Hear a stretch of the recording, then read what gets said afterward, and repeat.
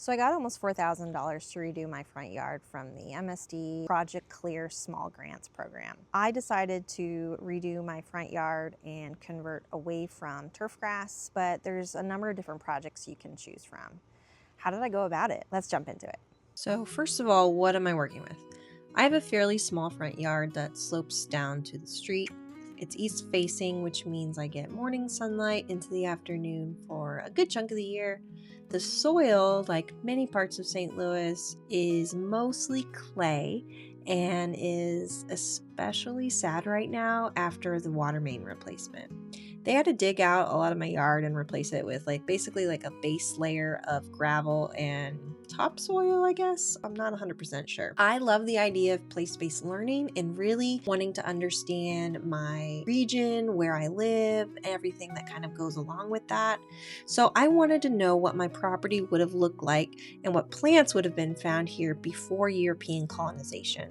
There's some really good resources online. There's an excellent map that has basically taken historical surveys, which took 10 years to do. And it's become a really nice resource if you live in Missouri and you want to know if you lived in what was a forest or a prairie or a couple other different types of land. My house was built in the 1950s as part of basically that gradual expansion outward from St. Louis City and part of those surrounding older suburbs. What I was able to find was that this area was most likely a type of habitat that's not quite prairie and not quite forest, but has a lot of elements of the prairie. In land surveys from the 1800s, this was called barrens. And barrens were a mixture of scrubby or stunted hardwoods and shrubs like blackjack oaks and dogwoods, as well as a lot of prairie plants. These areas seem to be more of a reflection on soil quality, which tended to be thin and rocky and not so good for agriculture. So people would often settle in these areas and then have the higher quality prairies that they could use for agriculture. And they were also close to trees that they could use for lumber. It was also often found over karst topography, so limestone and things like that, which tracks for what I know about my town. So how did I decide what plants to use? This was actually really hard for me. I've never done a formal garden design. I've mostly been the kind of person that really likes how a plant looks and just kind of plops it there. It's really hard for me to go into something and have it be intentional. And I've worked in some areas out in Southwest Missouri on some remnant prairies that are absolutely stunning. So I knew, or I thought I knew, what plants I wanted to use. And it was really hard for me to come to the realization that the plants that I saw out on the prairies might not necessarily be the best plants for my particular yard, because I don't live in a super big place and I don't necessarily have the space for things to get as big or to spread as much as they might out in a several thousand acre prairie. A few resources that really helped me when I was figuring out plants were Missouri Wildflowers Nursery, which actually rates plants on a scale from 1 to 4 based off of formality or how much they would fit into a more formal or typical garden. The Grow Native Plant Database, which is put out by the Missouri Prairie Foundation, also has lots of good options for you to select plants. And Prairie Moon Nursery. These all have filtering options, which will help you figure out what would work best for your yard. And both of the nurseries also sell tons of native plants. I actually sourced quite a few of my plants from Missouri Wildflowers because I wanted plants that were from that Missouri ecotype. So you definitely don't have to be a professional gardener in order to design a really aesthetically pleasing front yard. Think about what kinds of goals you want for your yard. When I did this, I came up with the following. 1, creating wildlife habitat. This has been with me as a goal for close to 15 years, since I was a teenager. It's really important for me to have a yard that is welcoming to not just, the typical birds and other things that people like to see, but insects. I am an entomologist by trade, so I really want to make sure that my yard is welcoming to as many different insects and invertebrates as I possibly can. So it's really important to me to think of my yard as a piece across a broader landscape that can be used to connect habitat to other habitats. I highly recommend, if you haven't already, to read some of Doug Tallamy's works, because he talks about how important it is to have a little bit of habitat even in your backyard. Even if you live in a suburban area, which I do, I want my yard to be a place where wildlife can feel welcome, can use not just a place to live, but a place to pass through. And with our environment being so fragmented right now, this is becoming more and more important. Red-bellied woodpecker. I'm sitting in my backyard right now because there's a lot of people out front doing yard work and stuff, and I'm kind of embarrassed to film myself in front of my neighbors right now. 2, reducing stormwater runoff. This was important because it was part of the grant. This is the whole reason why the grant exists. So by utilizing native plants, I'm able to reduce the amount of water that's running off my property and taking with it things that might be polluting our streams and our rivers. 3, drought resistance and low-ish maintenance. I decided to lean into the prairie plants because I wanted to use plants that were, 1, mostly native, and 2, were going to be pretty drought tolerant. I don't really like to have to water things. Just ask my houseplants. It's a smaller and smaller cast of characters these days. I really like to garden, and I would love to spend every single day of my life going into my garden and doing a little bit of work here and there.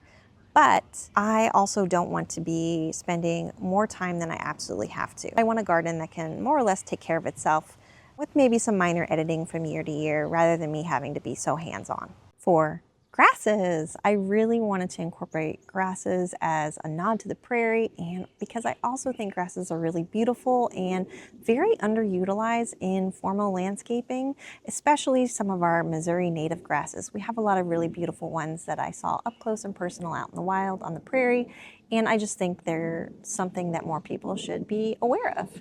5, blooms and seasonal interest. It was really important for me to have a garden that had something going on all year round. I wanted there to be flowers blooming at different times of the year. I wanted there to be berries, different colors, fall colors, because I wanted something that was going to be beautiful all year round. It didn't just have like one show-stopping season at, in the spring or in the summer or whatever. 6, something that was formal enough to be something that suits most people's interests.